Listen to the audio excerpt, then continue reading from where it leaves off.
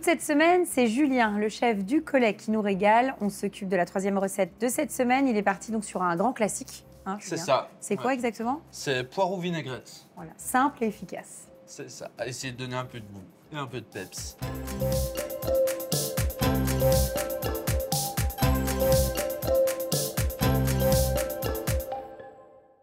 Donc là, on récupère nos poireaux. Ouais, c'est ça qu'on a donc juste fait griller. Griller, ouais, même on peut faire brûler la première, la deuxième peau un petit peu.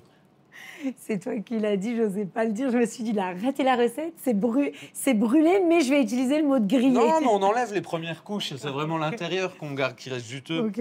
Mais on sent bien le poireau, là, du coup. C'est ça. Donc, on va les utiliser, on va retirer justement ce côté brûlé. C'est ça, toutes les couches, les peaux brûlées, on va les enlever, du coup, et on va utiliser l'intérieur pour faire vraiment notre salade. Donc là, on va retirer tout ce qui est grillé. Un peu trop cuit. Voilà. Donc là, en fait, finalement, tu retires vraiment le cœur. C'est ça. Voilà, donc de ton poireau. À la maison, si on n'a pas de barbecue comme ça, on peut le faire au four, genre en mode grill. C'est ça, un petit peu à 250. D'accord. Pendant combien de temps, tu penses, dans un four? Dans un four, je pense au moins 10-15 minutes. D'accord. Donc à une haute température. Quand même, que le cœur soit quand même cuit, ouais. Parce que finalement, l'utilité de cette technique-là, c'est que ça fait comme une cuisson à l'étouffée, c'est ça? C'est-à-dire que la première peau va griller, c'est l'intérieur, ça va cuire et tous les arômes, un peu ce côté grillé, fumé aussi qui va rester du coup. Tu es mince. Exactement. Hein? Ton cœur de poireau. Alors, on en a besoin quand même d'un petit peu pour réaliser notre salade. Donc, tu en avais préparé d'avance, on en a juste ici. Hop, et donc tu vas mélanger à ça. Oui, voilà. Et bien, super. Ensuite, on fait quoi? On va l'assaisonner? Ensuite, on va l'assaisonner. Donc, pour l'assaisonnement, je te laisse... D'accord. Bon, l'assaisonnement, on va faire très simplement. Un peu de fleur de sel, un petit peu de notre huile de colza. D'accord. Moi, je rajoute un petit peu de rasé la noutre. Ok. C'est plutôt original dans le poireau vinaigrette. Un petit peu de ciboulette ciselée. Donc là, c'est juste pour déjà donner un petit peu de goût et on va vraiment finir l'assaisonner au dressage avec la vinaigrette passion qu'on va rajouter dessus. Ça marche. Donc là, c'est bon? Là, on est bon.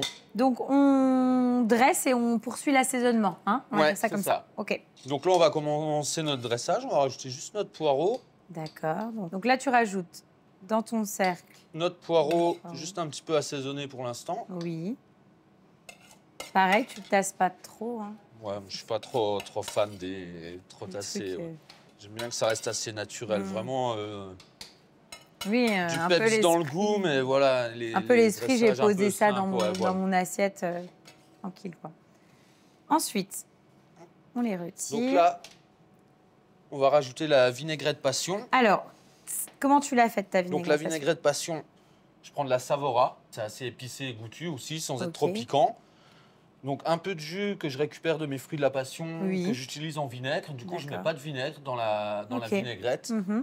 Et monter un petit peu avec notre huile de colza. D'accord, tout simplement. Après, je rajoute un petit peu de grains de fruits de la passion dedans. Okay. Donc là, et ensuite... Ça, on peut en mettre, généreux. C'est vraiment ce qui va donner... Le goût, le peps à notre poireau. Ensuite, donc là, on va rajouter un peu de grenade, puisque tant qu'à être un peu exotique... autant jouer. Puis l'avantage de rajouter aussi la grenade en termes de couleur tout de suite... C'est sympa. La couleur et le côté juteux, peps de la grenade que moi j'aime bien. Et là, un petit peu de poireau frit, donc un peu inspiré des classiques de Monsieur Robuchon, le poireau frit au curry. Sauf que là, du coup, il faut raser la noutre. Donc c'est pour ça que tu en avais rajouté un petit peu dans ton assaisonnement. Un petit peu le rappel, raser la noutre. Et pareil avec la passion, ça va bien. Porter toujours un petit peu le croquant aussi. Ah, t'en mets pas mal, hein? Bah oui, il faut qu'il y ait un petit peu, génial. En fait, c'est une recette où c'est le poireau en 2 versions, quoi. Un peu. Bah, c'est vrai pour le coup. Si on veut. C'est sympa. Bah, ça donne du volume. Hein. Et donc là, on va rajouter un petit peu, pareil, pour rajouter un petit peu de peps, un petit peu de gel calamansi. Donc le calamansi, c'est un agrume. Tranché un peu, en plus avec le côté un peu fumé du poireau, ça va être pas mal. Ok, super. Voilà, donc là, on va pouvoir goûter. Eh ben, on va goûter. Allez, on y va, on goûte.